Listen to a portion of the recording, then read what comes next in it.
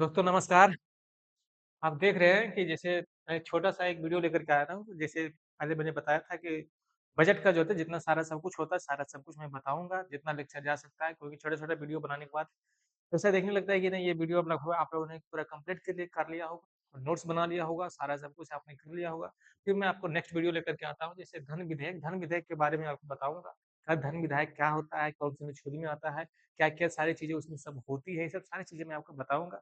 तो आराम से बस सुनना है, सुनने के बाद आपको क्या करना है नोट्स बनाते जाना है। इस तरह से मैं यहाँ पर नोट्स बना कर के मैं लिख कर के लाया हूँ ताकि ज़्यादा आपको टाइम ना लगे। मैं इसलिए लिख कर के देता हूँ पहले ताकि आपको मुझे लिखने में ज़्यादा टाइम लगेगा तो अब थोड़ा-सा लोग पता नहीं क्या लिख-लिख के देता है क्योंकि ज आजकल जो ज़माना है सारे टीचर्स लोग का क्या होता है कि सारा पीडीएफ बना कर के पहले ला ला देते हैं और उसी को एक-एक पढ़ कर के सुना देते हैं ताकि लगता है आपको पढ़ाई पूरी हो गई है। बट ऐसा होता नहीं। आजकल देख रहे हो कि आजकल ज़माना ऐसा आ गया है कि सारे ऑनलाइन वाले जो स्टूडेंट होते हैं, सारे ऑफलाइन में धीरे-धीरे शिफ्ट हो रहे हैं। क्योंकि ऑनलाइन का जो उसका रिज़ल्ट दे नहीं पा रहा है, जो उसका रिज़ल्ट आ नहीं पा रहा है, जो ऑफलाइन दे पा रहा है। आज के डेट में जब बिना ऑफलाइन, बिना सेट प्रैक्टिस किए हुए, बिना टेस्ट सीरीज़ दिए हुए, बिना ऑफलाइन ऑनलाइन में कितना भी दे दो, पता नहीं चलता है क्या हो रहा है, नहीं हो रहा है। अकेले में लगता है कि हम कहाँ अपने आप को तीस मार खान समझने लगते हैं।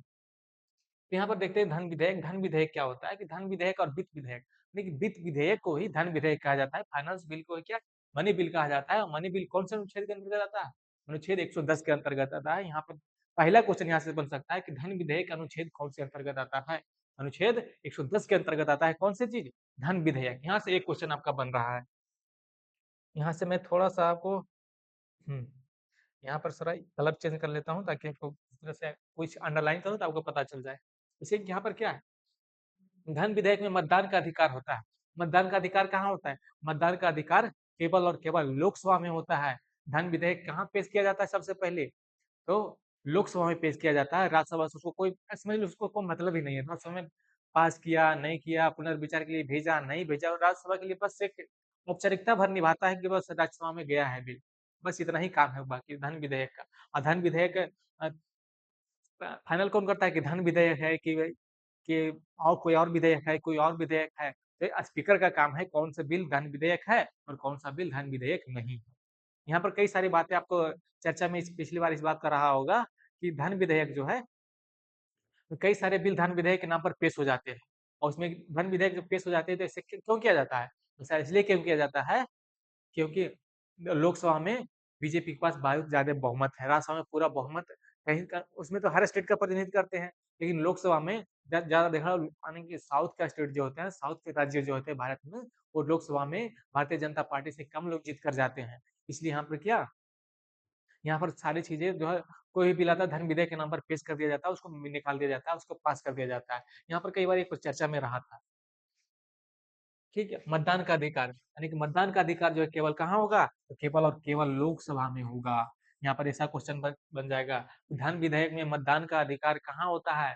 लोकसभा में होता है, राज्यसभा में होता है, लोकसभा और राज्यसभा में दोनों में होता है, फिर दोनों में से किसी में नहीं होता है। तो कौन-सी बहुमत से पास होता है? ये सारी बातें आपको स्टेटमेंट वाइज़ आ जाएगा, वहाँ पर आपके फँसने की चांसेस ज़्यादा रह जाती है। इसलिए कि यहाँ पर ध्यान रखना है कि धन विधेयक जो है केवल लोकसभा में पास होता है, केवल लोकसभा में मतदान होता है। सामान्य बहुमत, इसमें क्या सामान्य बहुमत चाहिए जितने लोग प्रेज़ेंट हैं, मान लीजिए संसद में कितना 543 लोग चुन कर जाते हैं, मान लीजिए 500 लोग हैं, 500 लोग हैं, तो 500 लोग में कितना बहुमत चाहिए 50% प्लस 1 500 यानी कि यहाँ पर कहता है यहाँ पर आ गया ना 50% तो यहाँ पर आ जाओ यानी कि 250 लोग प्लस 1 यानी कि कितना 251 का बहुमत चाहिए, 251 वोट चाहिए, 251 वोट आने के बाद बजट पास हो जाता है। फिर आ जाओ यहाँ पर संशोधन का अधिकार कहाँ है? संशोधन का अधिकार भी केवल लोकसभा में है, संशोधन का अधिकार राज्यसभा में नहीं है। संशोधन का अधिकार कहाँ है? केवल और केवल लोकसभा में है, राज्यसभा में उसका कोई अधिकार नहीं है कि धर्म विधेयक पर क्या संशोधन किया जा सकता है। यहाँ पर देख लो फिर, इसमें संयुक्त अधिवेशन जो होता है ना, कोई बिल आता है तो उसको संयुक्त अधिवेशन बुलाया जाता है। संयुक्त अधिवेशन किसके द्वारा बुलाया जाता है? राष्ट्रपति के द्वारा बुलाया जाता है। तो संयुक्त अधिवेशन की अध्यक्षता कौन करता है? तो लोकसभा का स्पीकर करता है। यहाँ तक बातें आपको समझ में आ रही है? नहीं, संयुक्त अधिवेशन का बुलाता कौन है?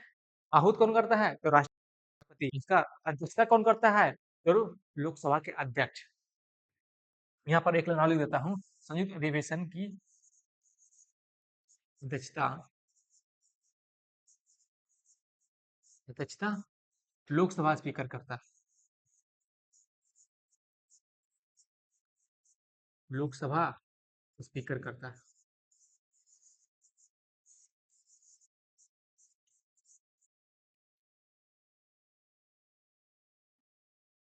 संयुक्त अधिवेशन की अध्यक्षता लोकसभा स्पीकर करता है, लेकिन इसमें क्या उसका भी प्रावधान नहीं है। यहाँ पे इस तरह से देखना कि संयुक्त अधिवेशन का प्रावधान भी यानी कि मनी बिल में उसका भी प्रावधान नहीं है कि दोनों संयुक्त अधिवेशन किसको है, राज्यसभा लोकसभा को दोनों एक जगह बुला करके ध्वनि मत से प्रस्ताव पारित कर देना। यहाँ पर ऐसा नहीं होता है। यहाँ पर क्या इसका संयुक्त अधिवेशन का प्रावधान नहीं है कि राज्यसभा और लोकसभा दोनों को एक साथ बुला करके उस बजट को पास किया जाए। यहाँ तक बातें आपको समझ में आ गई होगी। जैसे मैं आगे आता हूँ, यहाँ पर क्या है, फिर मैं आता हूँ संवैधानिक कोष। संवैधानिक कोष दिया हुआ है। संवैधानिक कोष कौन सा होता है? संचित निधि होता है, आकस्मिक निधि होता है, और क्या होता है? संचित निधि, आकस्मिक निधि, और कौन निधि होता है आप बताना होगा। संचित निधि में क्या होता है? कंसोलिडेटेड फंड ऑफ इंडिया कहा जाता है अंग्रेजी में इसको। संचित निधि क्या है? अनुच्छेद 266 एक के अंतर्गत कर राजस्व, राजस्व बाजार, उधार, राजस्व बाजार, उधार आदि से क्या नियंत्रण होता है। यानी संचित निधि पर नियंत्रण किसका होता है? संसद का होता है। इसे विनियोग बिल भी कहते हैं। कौन से बिल कहते हैं? यहाँ पर आ जाएगा विनियोग बिल। किसे कहते हैं? तो संचित निधि को विनियोग बिल भी कहते हैं। यहाँ देख रहा हूँ जितना सारे क्वेश्चन बन सकता है सारे क्वेश्चन को मैं आपको बताते जा रहा हूँ। ये आपको क्या करना है, ध्यान से सुनना है, बस आपको नोटबुक बनाते चले जाना है। और जब एग्जाम आए बस खाली एक बार क्विक रिविजन करते चले जाओ। यहाँ से जो भी ऑनलाइन क्वेश्चन आएगा आपको वहां से क्वेश्चन नहीं छूटेगा। आपने देखा होगा बिहार दरोगा में क्वेश्चन भर भर के क्वेश्चन पूछे जाते हैं। ऐसा क्वेश्चन पूछे जाते हैं, भर भर के क्वेश्चन पूछे जाते हैं बिहार दरोगा में। ठीक है, खासकर इकोनॉमिक्स से इस बार बिहार दरोगा में देखना हर सीट में लगभग 10 12 15 20 तक क्वेश्चन रहा है इकोनॉमिक्स का सिर्फ। यहाँ तक बातें आपको समझ में आ रही है? फिर आगे देखो क्या है, लोक खाता। नहीं बताया था ना, एक संचित निधि, आकस्मिक निधि, एक लोक खाता होता है। लोक खाता का नियंत्रण कौन करता है? तो कार्यपालिका करता है। कौन करता है इसका? तो कार्यपालिका करता है। लेकिन लोक खाता का नियंत्रण किसके हाथ में होता है? कार्यपालिका के हाथ में। हमारे देश में कितने हैं? तो विधायिका है, न्यायपालिका है और कार्यपालिका है। विधायिका का काम क्या है? कोई भी नियम को बनाना काम है। कार्यपालिका का काम क्या है? उसको लागू करवाना काम है। और न्यायपालिका का काम क्या है? उसको न्याय दिलाना काम है। देखिए ये सब सारे काम बटे हुए हैं। यानी कि लोक खाता जो है कार्यपालिका के अंतर्गत, यानी जो भी पैसा आएगा उसको लोक खाता में उसको कार्यपालिका तय करेगी किसको कहाँ देना है। किसको मकान जल गया है, मकान में आग लग गया है, किसको कहाँ ये हो गया क्या।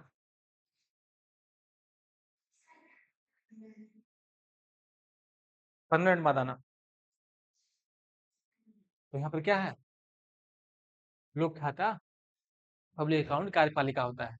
यहाँ पर क्या होता है, कार्यपालिका नहीं की, यहाँ पर मैं बता रहा था कि जो भी होता है कार्यपालिका में सारा इसमें क्या है, यानी डीएम बीडीओ एसडीओ सब उसके हाथ में होता है। कार्यपालिका किसको कहाँ कितना पैसा देना है। कोई रोड एक्सीडेंट में मर गया तो उसको पैसा देने का काम कार्यपालिका का होता है। किसी घर में आग लग गया उसको भी पैसा देने का कार्यपालिका का होता है। कहाँ पर कोई जैसे कोई नेता आ रहा है तो देख रहे हो कि फटाफट रोड बन जाता है। नेता आने के बाद 2 किलोमीटर रोड खराब पूरा रोड बन जाता है। वहां पर किससे पैसा खर्च होता है? लोक खाता पब्लिक अकाउंट से पैसा खर्च किया जाता है जो यहाँ पर खर्च करने का आता है। पब्लिक अकाउंट कौन से अनुच्छेद के अंतर्गत आता है? तो 266 दो को यानी कि अनुच्छेद 266 के क्लाउज 2 में आता है क्या? लोक खाता। फिर आ जाता है विनिवेश। लोक खाता में लोक खाता के अंतर्गत ये देखो पीएफ आता है, प्रोविडेंट फंड आता है, पीपीएफ आता है, पब्लिक प्रोविडेंट फंड आता है, सुकन्या समृद्धि योजना क्या है, सब लोक खाता के अंतर्गत आता है। सरकार जो एक लोक खाता बनाने का काम किया है, यहाँ पर इस तरह से काम करने का काम किया है। फिर लोक खाता के अंतर्गत क्या एक विनिवेश आता है।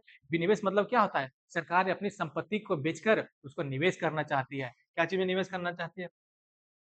राष्ट्रीय निवेश कोष बनाया गया था जिससे विनिवेश मतलब जैसे मान लो सरकार की अपनी संपत्ति है तो उसको बेच करके उसको क्या लोक खाता में डालना चाहती है, लोक खाता बनाना चाहती है। यहाँ पर जैसे एयर इंडिया को बेच करके यहाँ पर लोक खाता में पैसे डाल दिए। यहीं पर होता है कि वर्ष 2005 में जो है क्या, वर्ष 2005 में राष्ट्रीय निवेश कोष बनाया गया। यानी कि विनिवेश करके जो भी पैसा आएगा उससे राष्ट्रीय निवेश कोष राष्ट्रीय निवेश कोष में उसको पैसा को डाल दिया जाएगा और फिर वहाँ से लोक खाता के अंतर्गत जो भी होता है, वहाँ पैसे खर्च किए जाते हैं। ठीक है? यहाँ तक मैंने सारे सब कुछ बताया, लोक खाता कैसे काम करता है, ये मैंने बता दिया। अ, संचित निधि कैसे काम करती है, ये भी मैंने बता दिया। संचित निधि पर नियंत्रण किसका होता है? मैंने बताया था ना, संचित निधि पर नियंत्रण किसका होता है? संचित निधि पर नियंत्रण किसका होता है? ये संसद का होता है संचित निधि पर नियंत्रण। किसका होता है? संसद का होता है। एक संसद से इसे पास करके ही यहाँ पर खर्च किया जा सकता है। फिर आ जाओ आकस्मिक निधि। आकस्मिक निधि में क्या है? आकस्मिक निधि जो है कब आता है? अनुच्छेद 267 में आता है। आकस्मिक निधि कब से आता है? कंटीजेंसी फंड 200 267 के अंतर्गत। यहाँ पर क्या होता है? आकस्मिक निधि कब उपयोग किया जाता है? जब एकाएक बाढ़ आ जाए। पूरा एकाएक बाढ़ आ जाता है, खाने-पीने को तबाह हो जाता है, लोग एक दूसरे जगह प्रवास करने के लिए मजबूर हो जाते हैं। वहाँ पर आकस्मिक निधि का प्रयोग किया जाता है। आकस्मिक निधि का नियंत्रण कौन करता है? तो राष्ट्रपति करता है। आकस्मिक निधि नियंत्रण कौन करता है? तो राष्ट्रपति करता है। अनुच्छेद कौन से? तो 267। और राष्ट्रपति कब कर सकता है? जब संसद सत्र नहीं चल रहा हो। जब संसद में कोई सत्र नहीं चलेगा, संसद में कितने सत्र चलते हैं? तो 3 सत्र चलते हैं। जब पॉलिटी आपको सर पढ़ाएँगे तो आपको बताएँगे संसद में कितने सत्र चलते हैं, कौन से महीने में चलते हैं और कब-कब कितने दिन का चलते हैं, सब सारी बातें आपको बताएँगे। कौन से मानसून सत्र क्या होता है, शीतकालीन सत्र क्या होता है, बजट बजट सत्र क्या होता है, ये सारी चीज़ें पॉलिटी का चीज़ है, पॉलिटी में आपको बताएँगे। शून्यकाल क्या होता है, प्रश्नकाल क्या होता है, सब पॉलिटी का काम है। पॉलिटी में सारी सब कुछ आपको बताया जाएगा। यहाँ पर कि जब संसद सत्र नहीं चल रहा हो, तब इसका उपयोग किया जाता है आकस्मिक निधि का। जैसे मान लीजिए कि अभी मार्च में अभी सेशन चल रहा है। मार्च में लगता है 27-28 मार्च को सेशन खत्म हो जाएगा। तो सेशन खत्म होने के बाद एकाएक कहीं बाढ़ आ जाए, तो बाढ़ आ जाएगा तो सत्र नहीं चल रहा है, जो सरकार उस पे ध्यान देगी, जाके संसद में उसको चर्चा किया जाएगा। तो चर्चा नहीं किया जाएगा तो राष्ट्रपति वहाँ के हाथ से क्या कर सकती है? राष्ट्रपति जो है वो आकस्मिक निधि में जो भी पैसे हैं, उस पैसे को क्या जहाँ पर आपदा आया है, वहाँ पर उस पैसे को यूज़ कर सकती है। जब संसद सत्र जब चलना शुरू हो जाता है, तो यहाँ जब मान लीजिए यहाँ पर 30,000 करोड़ है। 30,000 करोड़ कर दिया गया था, यानी कोविड के बाद जो है, पहले 500 करोड़ था, लेकिन कोविड के बाद 30,000 करोड़ कर दिया गया कि आकस्मिक निधि में 30,000 करोड़ रुपया रखा जाएगा। कंटीजेंसी फंड में 30,000 करोड़ रुपया रखा जाएगा और 30,000 करोड़ रुपए आकस्मिक निधि में होगा। आकस्मिक निधि में होगा। जब आकस्मिक निधि से मान लीजिए 30,000 करोड़ है और मान लीजिए 5,000 करोड़ रुपए खर्चा हो गया, क्या किया में जब कोई बहुत बड़ी आपदा आई, पैंडेमिक आया, महामारी आया, तो 5,000 करोड़ खर्च हो गया, तो बचा कितना? 25,000 करोड़। कितना बचा? 25 25,000 करोड़ बचा। तो 25,000 करोड़ बचा, तो इसमें फिर 5,000 कम गया, रखना कितना है? 30,000 करोड़। 30,000 25,000 करोड़ बचता है, तो मान लीजिए फिर जब संसद सत्र जब चालू होना प्रारंभ होता है, तो संसद जब सत्र जब शुरू होना प्रारंभ होता है, फिर 5,000 करोड़ उसमें ऐड कर दिया जाता है। ठीक, यहाँ तक बातें आपको समझ में आ गई? अनुच्छेद 267 के यहाँ तक होता है। फिर आगे देख लो आप यहाँ पर क्या है। हुँ। बजट पास करने का 7 चरण होते हैं। बजट सबसे पहले बजट प्रस्तुत कहाँ किया जाता है? बजट प्रस्तुत किया जाता है, बजट का प्रस्तुतीकरण। बजट का प्रस्तुतीकरण कहाँ कहा जाता है? बजट का प्रस्तुतीकरण लोकसभा में किया जाता है। बजट का प्रस्तुतीकरण केवल लोकसभा में किया जाता है। बजट पर समान जब बजट को प्रस्तुत किया जाता है, तो क्या होता है? उस पर चर्चा किया जाता है, उसका स्वरूप पर चर्चा किया जाता है, क्या-क्या सारी चीज़ें यहाँ पर होगी। फिर अनुदान माँगों पर चर्चा किया था। अनुदान माँग और चर्चा उस पर भी मतदान होता है। तो कहाँ कौन से राज्य को अनुदान की माँगें दी जा रही है, उस पर भी मतदान करने की आवश्यकता है। फिर आता है गिलोटिन प्रस्ताव। गिलोटिन में आता है कटौती प्रस्ताव, नीतिगत कटौती प्रस्ताव, आर्थिक कटौती प्रस्ताव, सांकेतिक कटौती प्रस्ताव। ये सब प्रस्ताव जो है आपको पॉलिटी में पढ़ने का है। पॉलिटी में सर आपको पढ़ाएँगे तो ज़्यादा आपको समझ में आएगा कि कटौती प्रस्ताव क्या होता है, आर्थिक कटौती प्रस्ताव क्या होता है, सांकेतिक कटौती प्रस्ताव क्या होता है, कितने वोट उसमें पड़ सकते हैं। ये सब आपको पॉलिटिकल साइंस में पढ़ने का चीज़ है, पर आपको ये सब पढ़ने को मिलेगा। फिर आगे देखो विनियोग बिल। विनियोग बिल में क्या होता है? एक भारित खर्च होता है। एक भारित खर्च, एक गैर भारित खर्च।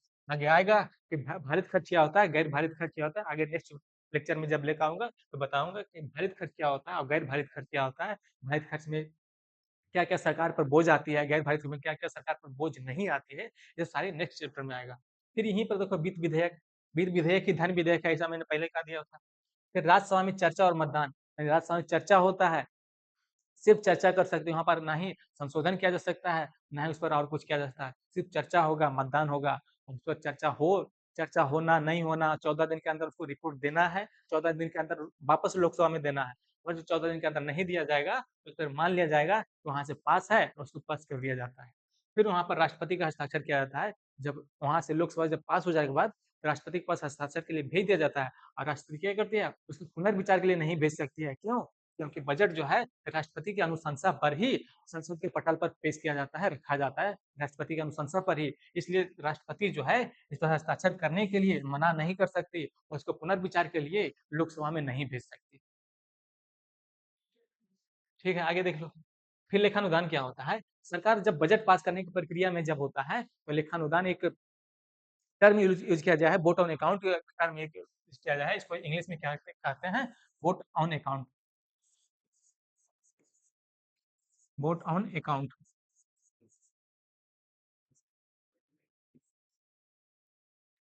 वोट ऑन अकाउंट इसको यूज़ किया जाता है। सरकार बजट पास करके आगामी खर्च के लिए एक बड़े 6 प्रावधान कर लेती है। यानी कि 1 फरवरी को बजट पेश किया जाता है।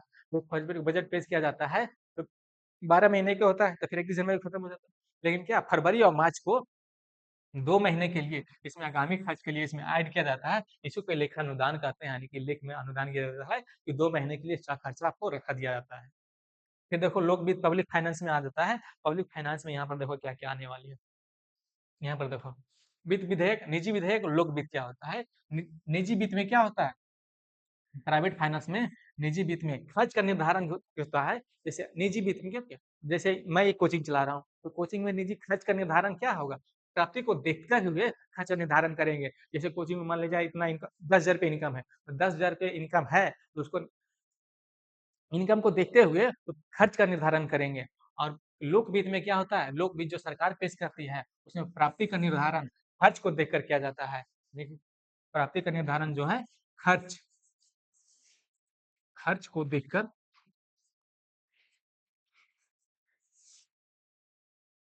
खर्च को देखकर प्राप्ति का निर्धारण करती है। कितना खर्च है, उसको प्राप्त कैसे किया जाएगा? कि टैक्स बढ़ाया जाएगा, या फिर कोई और नई उद्योग लगाया जाएगा। तो खर्च को देखकर प्राप्ति का निर्धारण करते हैं। कितना खर्च है, तो प्राप्ति का निर्धारण यहाँ पर कैसे होगा? यहाँ तक बात है। निजी वित्त और लोक वित्त आपको समझ में आ रहा होगा।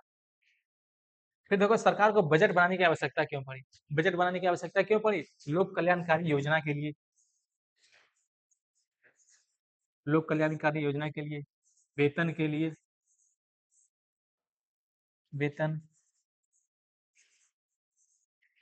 वेतन, पेंशन, अ, भवन निर्माण के लिए, सब सारी क्या सारी चीज़ें बनाने के लिए सरकार को बजट बनाने की आवश्यकता होती है कि इस चीज़ में इतना खर्च हो रहा है, इसलिए यहाँ पर बजट क्या बनाया जाता है। बजट बनाने का मतलब क्या होता है कि जैसे मतलब सीमित पैसे में असीमित खर्च है, इसलिए बजट बनाने की एक संतुलन बनाया जाता है, इसलिए बजट बनाने की आवश्यकता होती है। यहाँ पर अकूत पैसा है, वो इतना पैसे कोई कमी नहीं हो, वहाँ पर बजट बनाने की कोई आवश्यकता नहीं पड़ेगी। मान लीजिए मेरे घर में इतना पैसा है कि कितना भी खर्च करो खत्म नहीं होने वाला है। फिर बजट बनाने की मतलब क्या रह जाता है? कहीं भी खर्च करूँ उसको मतलब नहीं रह जाता है, इसलिए बजट बनाने की आवश्यकता यहाँ पर ही आता है। फिर देखो बजट में 3 प्रकार के आंकड़े शामिल किया जाता है। जब बजट बनाया जाता है तो कौन-सी 3 प्रकार के आंकड़ा शामिल किया जाता है। कौन-कौन से आंकड़ा शामिल किया जाता है? अनुमानित आंकड़ा। अनुमानित आंकड़ा क्या होता है? अनुमानित आंकड़ा होता है, मान लीजिए अभी 1 फरवरी को बजट पेश हुआ, लागू कब से होगा? 1 अप्रैल से लागू होगा। 1 अप्रैल 2026 से लागू होकर के 1 मार्च 2027 तक होगा। क्या इसका अनुमान लगाया जाएगा? अनुमान लगाया जाएगा यहाँ पर इतना खर्च होने वाला है, उसी अकॉर्डिंग इतना लाख करोड़ रुपए का बजट पेश किया गया है, इतना खर्च होगा। ठीक है, आगे फिर आएगा संशोधित आंकड़ा। संशोधित आंकड़ा मतलब क्या? संशोधित आंकड़ा मतलब कि 2025 1 अप्रैल 2025 से जब जो आगा बजट चल रहा है, कब चलेगा? 31 मार्च 2026 तक चलेगा। 31 मार्च अभी खत्म नहीं हुआ है, 31 मार्च 2026 तक चलेगा। इसमें क्या होगा? संशोधित आंकड़ा, मान लीजिए अभी कोई पैंडेमिक आ गया, अभी कोई आपदा आ गई, आपदा आ गया तो क्या उसको रिवाइज़ एस्टीमेट कहते हैं, उस पर बदलाव संशोधित किया जा सकता है, उसमें बदलाव किया जा सकता है। इसमें और इतने बजट में जोड़ा जा सकता है, कितने करोड़ रुपया और खर्च होने की संशोधित हो किया जा सकता है। इतने इतने और खर्च करोड़ रुपए खर्च करने की अनुमान और ज़्यादा बढ़ जाएँगे।